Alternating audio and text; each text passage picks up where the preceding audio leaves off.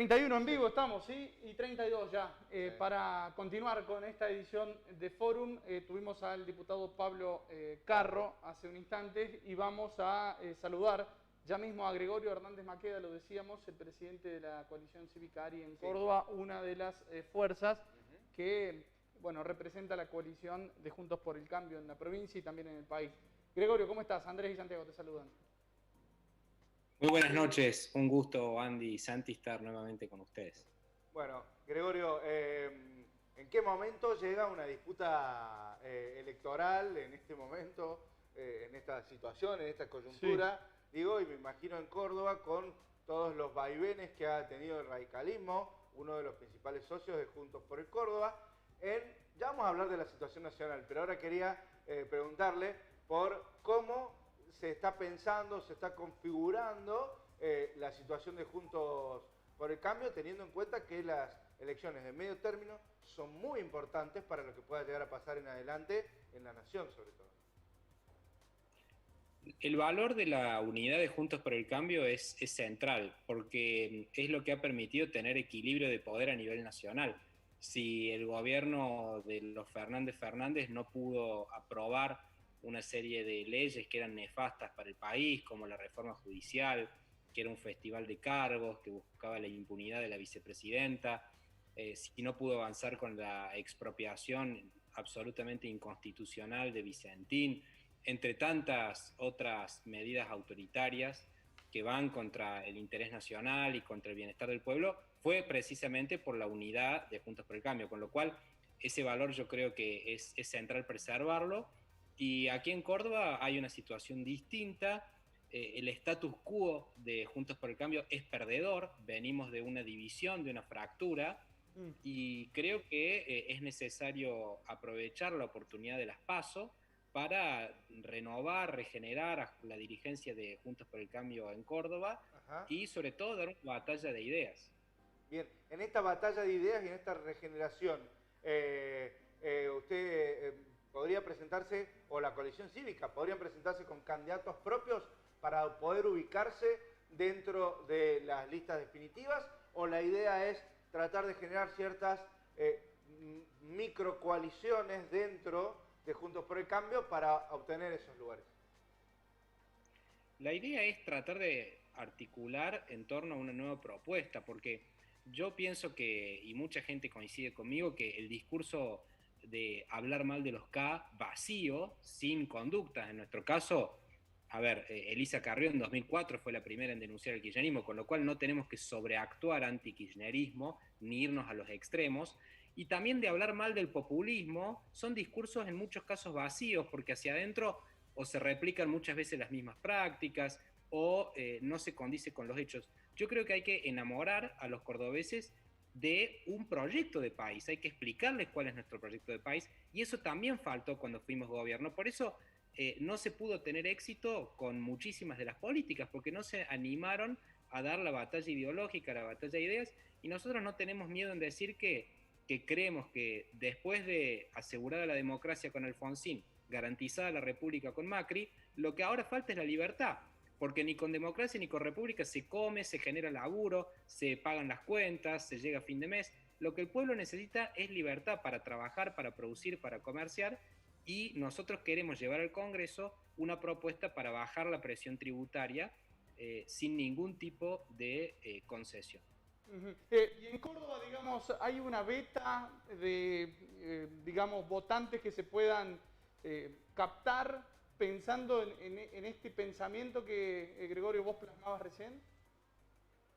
El liberalismo es el proyecto de Alberdi, que es el padre de nuestra Constitución, nada más y nada menos que hecho carne, fue lo que nos posibilitó estar entre los 10 países más desarrollados del mundo, cuando 3/4 de Europa todavía era analfabeta. La Argentina había eliminado el analfabetismo con la obra de Sarmiento, de Roca. Nosotros fuimos una gran nación, lo dejamos de ser cuando nos alejamos del proyecto de Alberdi, y ahora por supuesto que es otra era, no pretendemos volver al pasado.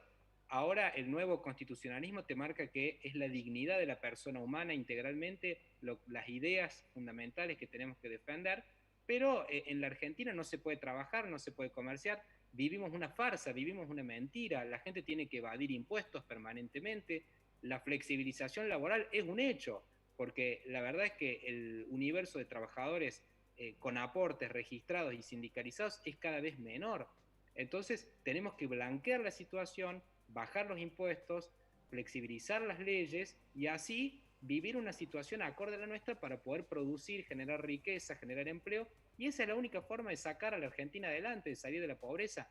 Nosotros no queremos hacer una campaña negativa, no tenemos interés en hablar mal de ninguno de nuestros socios, porque creemos que no suma absolutamente nada, y que además lo que nuestro país necesita es eso, que su dirigencia le marque cuál es el rumbo. Ya basta de hablar mal de los K, basta de hablar mal del populismo. A ver, ¿qué vamos a hacer con el país? Eso es lo que tenemos que discutir en las elecciones. Internamente, Gregorio, ¿vos creés que Juntos por el Cambio le falta un discurso con argumentos, sustentos para plantarse en esta vereda opositora del gobierno nacional? Sí, por supuesto, no lo tiene, por eso nosotros estamos decididos a competir. La lista seguramente no sea pura de la coalición cívica, porque la verdad es que una vez que se firma el acuerdo y hay paso, ya uno puede celebrar acuerdos con miembros de todos los partidos que integran la alianza e incluso con independientes, con lo cual a nosotros no nos preocupa el tema partidario, nos preocupa abrir el paso para que una nueva generación de dirigentes pueda ser protagonista de Juntos por el Cambio y ser de alguna manera fiel representante de lo que los jóvenes quieren. Porque ¿Y en qué se diferencian de los libertarios desde esta coalición cívica?